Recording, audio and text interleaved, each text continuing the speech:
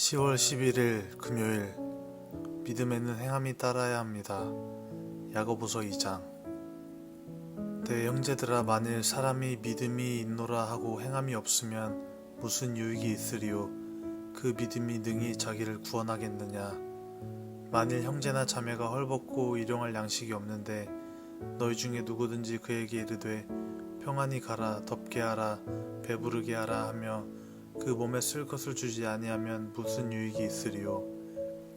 이와 같이 행함이 없는 믿음은 그 자체가 죽은 것이라. 아멘.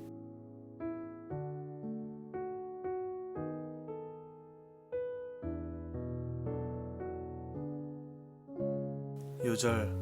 이와 같이 행함이 없는 믿음은 그 자체가 죽은 것이라. 믿음과 행함의 문제는 참 오랫동안 이어져 온 논쟁의 주제입니다.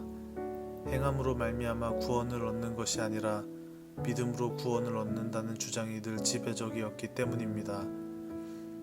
그래서 마르틴 루터는 행함을 이야기하는 야고보서를 지푸라기 서신이라고까지 했습니다. 예수 그리스도를 믿는 믿음으로 말미암는 구원에 대한 언급이 없기 때문입니다. 그러나 야고보서는 분명히 말합니다.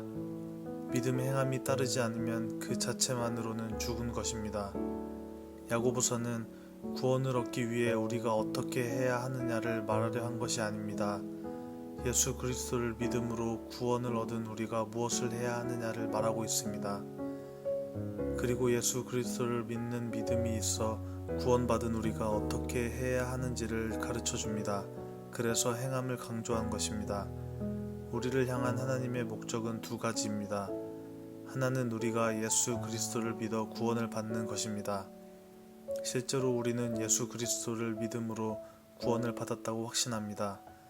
그런데 그러고 나서는 아무 일도 하려고 하지 않습니다. 예수 그리스도를 믿고 구원받았기 때문에 더 이상 할 일이 없다는 것입니다. 그러면서 예수님의 말씀대로 살며 복을 받겠다고 하는데 이럴 때의 복은 대부분 물질적인 것입니다. 때문에 먹고 살만하면 굳이 더 이상 아무것도 하려고 하지 않습니다. 기도할 이유도 없습니다. 이미 구원을 받았고 바라는 것을 이루었다고 생각하기 때문입니다. 그러나 우리를 향한 하나님의 또 다른 목적은 우리를 통하여 무엇을 하려고 하신다는 것입니다.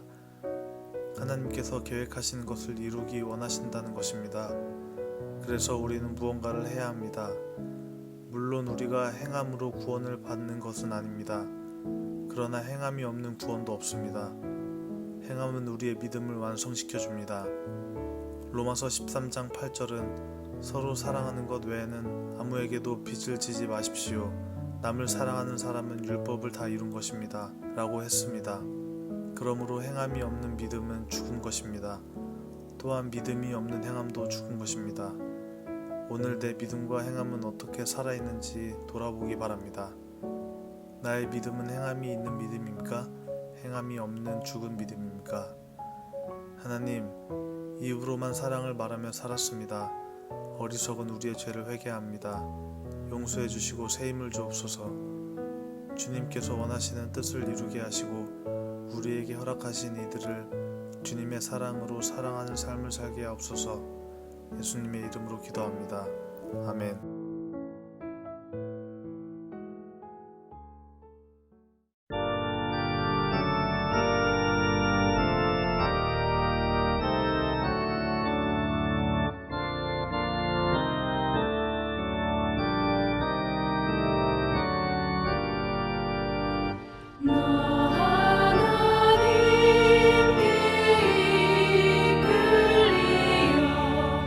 일평생 주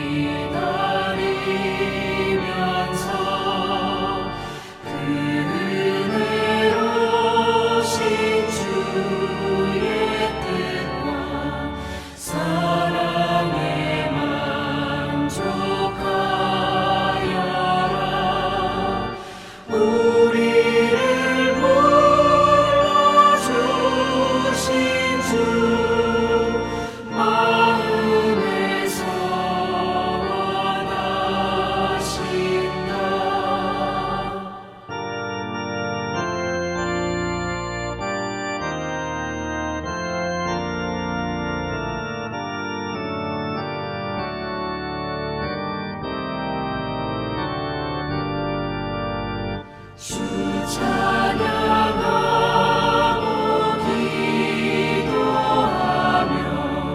내 몸 힘써 다하라. 주 약속하신 모든 은혜 내게서 이루어지리라. 잠되고 의지하는 자 주께서 기억하시리.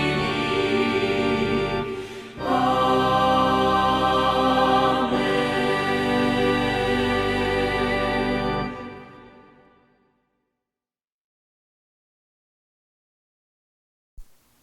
하늘에 계신 우리 아버지여, 이름이 거룩히 여김을 받으시오며 나라가 임하시오며 뜻이 하늘에서 이루어진 것 같이 땅에서도 이루어지이다.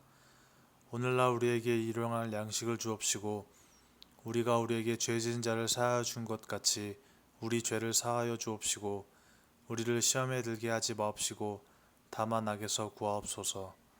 나라와 권세와 영광이 아버지께 영원히 있사옵나이다. 아멘.